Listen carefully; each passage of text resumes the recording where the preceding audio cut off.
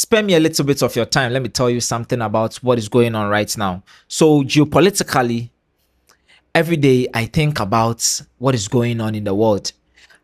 Are we already in World War III, or we are preparing for World War III? Most of you have been hearing about Taiwan, China, Taiwan, USA.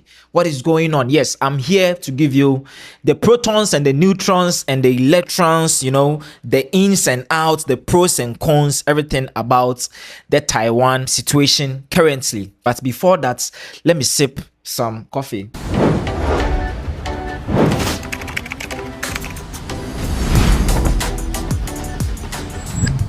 Now let's get into this situation. Now currently we've been seeing so many videos on the internet that has to do with, is China trying to invade Taiwan?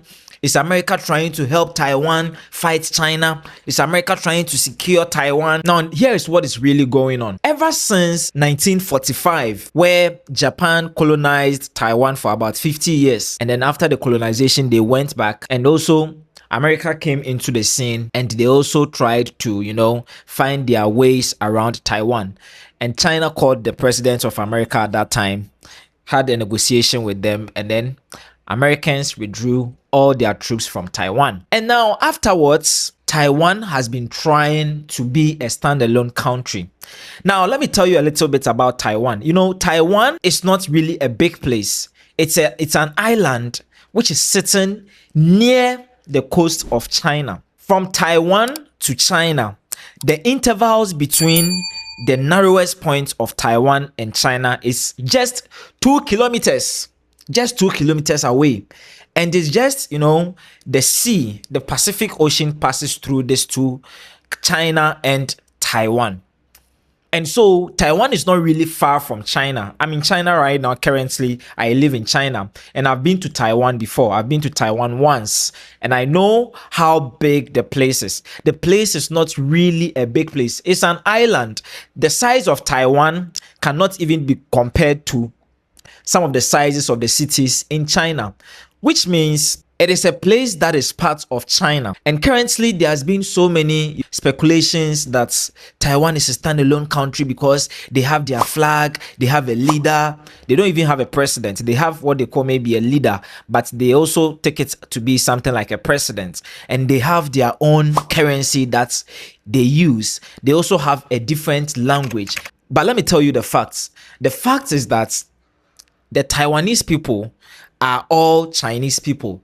They moved from China and settled in Taiwan at that time.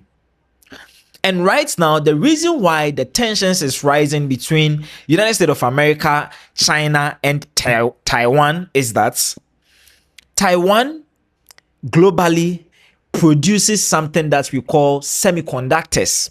And this semiconductors is very, very crucial and important in this modern day life, because all the mobile phones, all the computers, the laptops, all the supercomputers, the AI technologies, the cars, the remote technologies, anything that has to do with technology currently goes through these people, and they are the largest and global producers of what we call semiconductors, which is used in making chips. And these chips can be found in all of these technology products that I've mentioned so far. And so America is always looking for an opportunity to make sure America will become great again. And China is also trying to say that, no, Taiwan is part of China because it's an island which sits close to our country. And even the people of Taiwan are all Chinese people by blood, by culture. They live their lives like Chinese people because they came from China. And so ever since, Americans have been trying to protect Taiwan. They've been selling billions of dollars of weapons to Taiwan, and Taiwan has also been buying from them. And China sat down and was like, no, we can't sit down and let this happen, because if this continue happening, a time is coming where we might not be able to secure this small island. And so we have to stand on our grounds and do something about it. And this is the reason why China also started doing military drills showing Taiwan that no, we have the power, we got the power, we got the power. You ain't got nothing. You only buy machines and weapons and things that can protect you from United States of America. You ain't got nothing. We got the power. And so, China has been doing a lot of drills, trying to show their power in the region, trying to scare the Americans away. And Americans is also always looking for the opportunity. They see Taiwan to be a very big opportunity.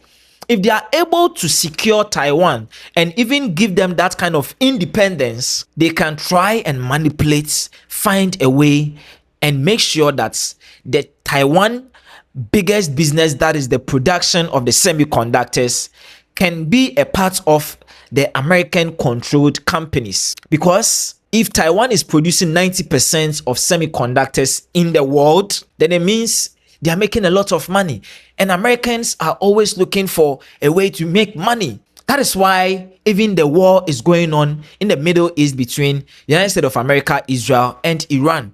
It's not about changing the regime or trying to stop them from just nuclear program, but also there is an interest that has to do with the oil. That is why the conversation of the Kag Island always come into play. You see, there's a lot of things that is going on behind the scenes that the media doesn't want you to know about it. And so this is what is really going on right now. So ever since from the 8th of August till yesterday, there has been videos of the Taiwan military also organizing military drills, simulating how to fight in case China invades Taiwan. So currently, China's interest in Taiwan is to get Taiwan in addition to China.